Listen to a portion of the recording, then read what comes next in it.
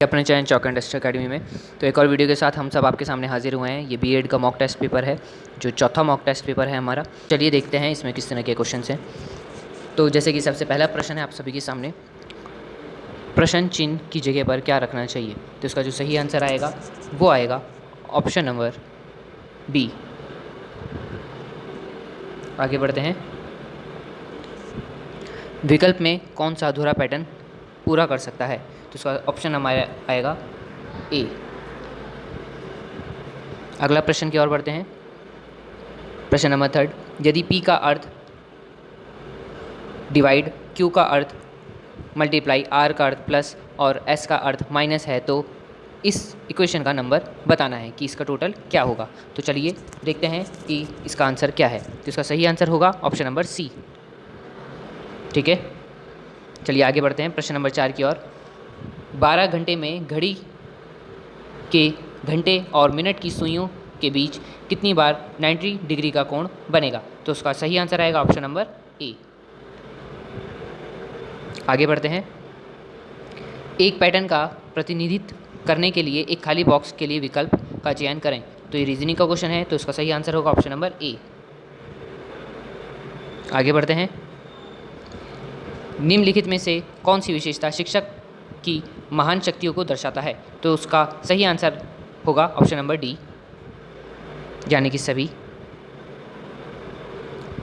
निम्नलिखित में से कौन सा कथन बहुविकल्पीय प्रकार के प्रश्नों के संदर्भ में सही है। तो उसका सही आंसर आएगा ऑप्शन नंबर ए। चलिए आगे बढ़ते हैं।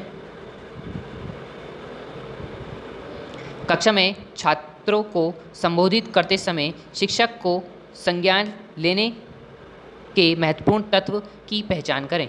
तो उसका जो सही आंसर आएगा वो आएगा ऑप्शन नंबर बी, यानी कि आवाज़ मॉड्यूलेशन। चलिए आगे बढ़ते हैं। एक शिक्षक के रूप में कक्षा में अपनी प्रभावी उपस्थिति सुनिश्चित करने के लिए सबसे अच्छा विकल्प चुनें। तो उसका सही आंसर आएगा ऑप्शन नंबर सी।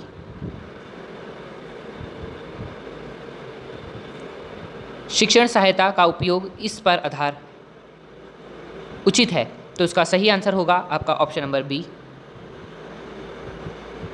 11वां प्रश्न, शिक्षण की प्रभावशीलता को इसके संदर्भ में आंका जाना चाहिए। तो उसका सही आंसर आएगा ऑप्शन नंबर सी, छात्रों के सीखने का परिणाम। अगला प्रश्न, शिक्षण प्रभावशीलता को प्रभावित करने वाले सबसे शक्तिशाली कारकों में से एक संबंधित है। तो इसका सही आंसर आएगा ऑप्शन नंबर डी। निम्नलिखित में से कौन प्रभावी शिक्षण में एक महत्वपूर्ण व्यवहार है। तो उसका सही आंसर आएगा ऑप्शन नंबर सी।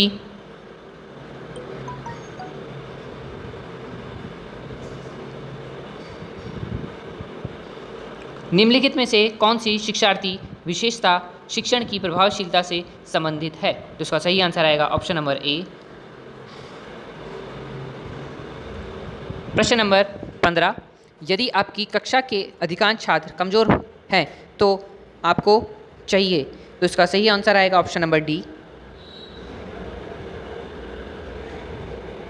आगे बढ़ते हैं प्रश्न नंबर 16 की ओर। एक शिक्षक जो अपने छात्रों का अध्ययन आकर्षित करने में सक्षम नहीं है उसे करना चाहिए। तो उसका सही आंसर आएगा ऑप्शन नंबर ए।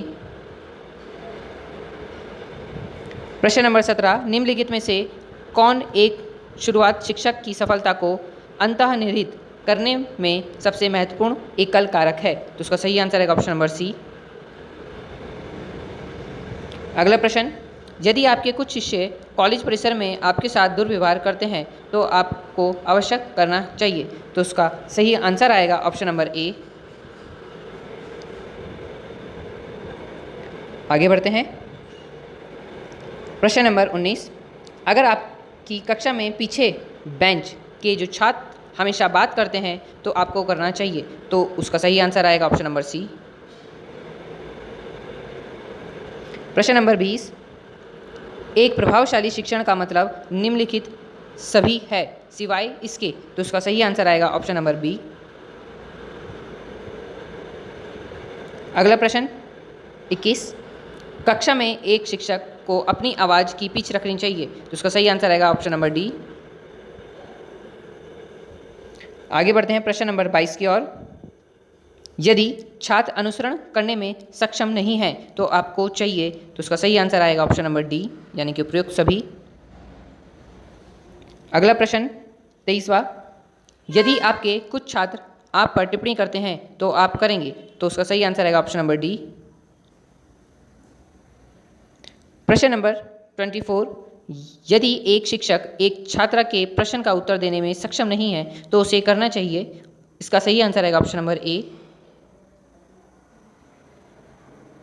अगला प्रश्न, कक्षा के अनुशासन को निम्नलिखित के द्वारा प्रभावी ढंग से बनाए रखा जा सकता है, उसका सही आंसर आएगा ऑप्शन नंबर बी। प्रश्न नंबर 26, कक्षा में एक शिक्षक है, तो इसका सही आंसर आएगा ऑप्शन नंबर बी।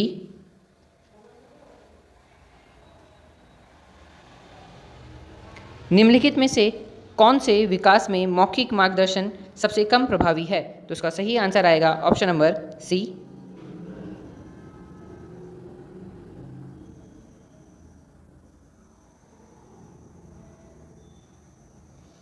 अगला प्रश्न, स्कूल या किसी संस्थान में शिक्षा की गुणवत्ता को मापने के लिए निम्नलिखित में से कौन से महत्वपूर्ण हैं, तो इसका सही आंसर आएगा ऑप्शन नंबर डी।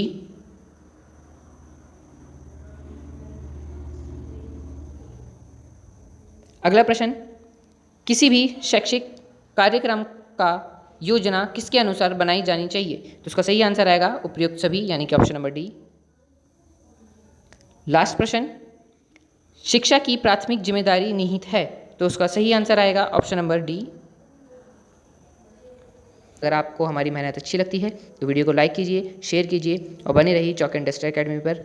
घर रहिए, सुरक्षित रहिए और पढ़ते रहिए।